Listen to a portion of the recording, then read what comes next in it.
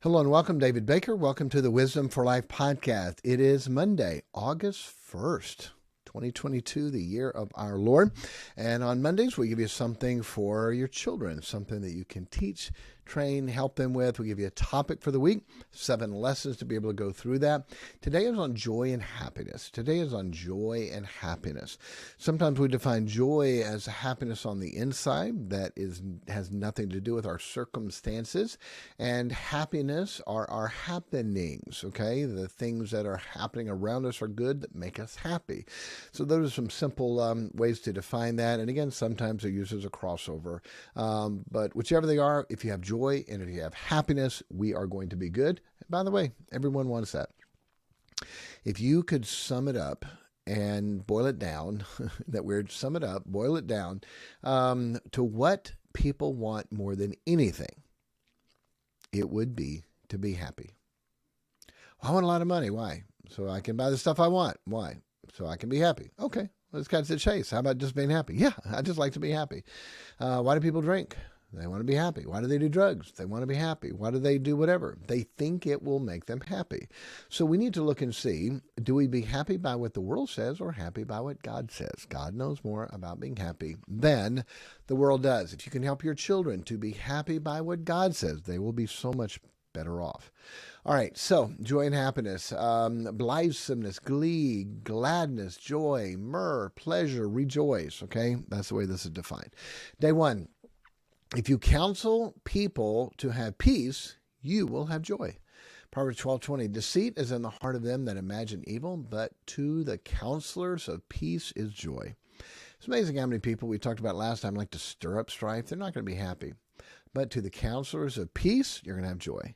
When you counsel marriages, I don't know how many times I've seen a marriage come in mad, upset, arms crossed, hate, fight, mad, leave out arm in arm, hug in the little foyer that I had, walk out arm in arm to the car, knowing they're going to have a good evening. Boy, that is just such a blessing. Guess what I had? Joy. How come? Because I counseled people with peace. It's a big deal. The peacemaker we talked about last time. That's very, very, very important to make sure that you have that. Okay? All right, day 2. Someone cannot take your joy. Someone cannot take your joy. Proverbs 14:10. The heart knoweth his own bitterness, and a stranger doth not intermeddle with his joy. You can't intermeddle. You can't take it away. You can't mess up my joy. How come? Because the joy comes from me and what I do, not from my happenings around me. Okay? The heart knoweth his own bitterness. And boy, there are people that are bitter. But the stranger cannot take the joy away. Day 3. By the way, remember, teach this to your kids. I'm not happy. How come? I can't have ice cream. Oh, no. We want to worry about joy. Counsel people with peace, you'll have joy. No one can take your joy away because it's not going to depend on the happenings. Day 3. Silliness and foolishness is joy if you don't have wisdom. Silliness and foolishness is joy if you don't have wisdom. Proverbs 15:21. Folly is joy to him that is destitute of wisdom. Folly is joy. The silliness and foolishness is joy if we're destitute of wisdom. It's a big deal. There's a lot of people, that's what they live for. They live for folly, and that's joy to them because they don't have wisdom. They don't know what true joy is really like. It's a big deal. When people get pleasure from hurting others or doing bad things to other people, that is not a good thing, and you need to fight that to make sure people don't, your children don't do that. Or if they get a habit of getting joy from hurting people, not going to be good. All right, day 4. You get joy by how you answer, not by what others do to you. I love this one. Your joy is up to you. You can have it if you want it. Proverbs 15:23. A man hath joy by the answer of his mouth. A man hath joy by the answer of his mouth. You have joy by how you answer them. Get in the flesh, curse, yell, scream, fuss, whatever. You're not going to have joy. Answer with wisdom, then you will. Okay? All right. Help your children answer the right way. If they don't, always go back and teach. Okay, how should we have handled that? Always go back and teach. How should we have handled that? How are we going to handle that next time? Okay, teach and train, nurture and admonition. Make sure that you teach them, okay, we didn't handle it right this time. How should we have handled it? Let them learn from that. They're not going to know everything, but they should know after they make the mistakes. Day 5. If you rear a fool, you'll have joy. If you if you rear a fool, you'll have no joy. If you rear a wise man, you will have joy. Proverbs 17:21, he that getteth a fool doeth it to his sorrow, and a father of a fool hath no joy. Father of a fool hath no joy. Proverbs 23:24, the father of the righteous shall greatly rejoice, and he that begetteth a wise child shall have joy of him.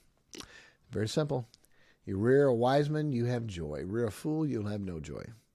Is that a big deal? Absolutely. The rest of our life, we're going to either have joy or non-joy because of what our children do. All right, day 6.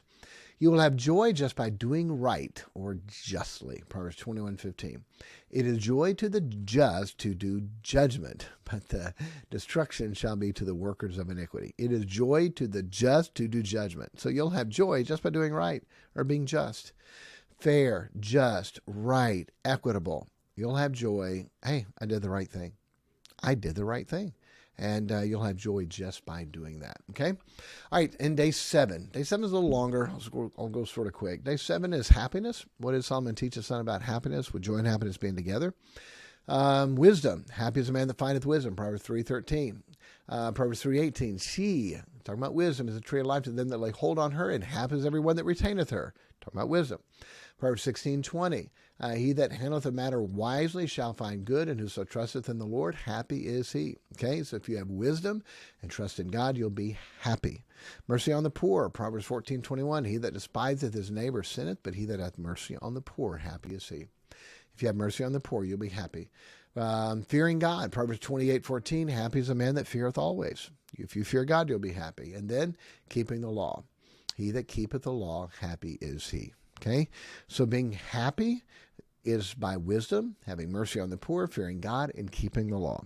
Not partying, not drinking, not hanging out, not messing around with people you shouldn't be messing around with. That's not going to bring you happiness. You may have some fun for a while. You may have folly, and you may count it as joy, but you're not going to have a good and blessed life if that's how you're trying to get your joy and happiness. You have it by the answer of your mouth. You have it by doing right. You have it by getting wisdom and fearing God and keeping the law. It's amazing, totally different than what the world says. I promise you, God's right. God's right. That is how you will have true happiness and joy. Okay? Hey, live it and then teach it to our children. Let's live it and teach it to our children. All right. Take care. Thanks. Have a good one.